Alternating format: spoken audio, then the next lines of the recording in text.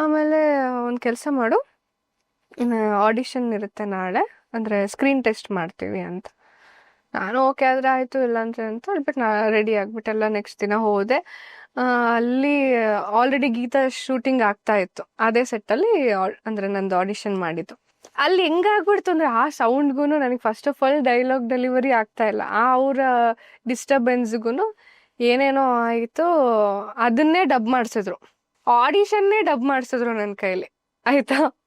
ಆಮೇಲೆ ಈ ಹುಡುಗಿಗೆ ಆ್ಯಕ್ಟಿಂಗ್ ಸ್ವಲ್ಪ ಪ್ರಾಬ್ಲಮ್ ಇದೆ, ಬಟ್ ಲುಕ್ ಎಲ್ಲ ತುಂಬಾ ಸೂಟ್ ಆಗ್ತಾಳೆ. character. ಹಾ, ಕ್ಯಾರೆಕ್ಟರ್ಗೆ ಸಖತ್ತಾಗಿ ಸೂಟ್ ಆಗ್ತಾಳೆ.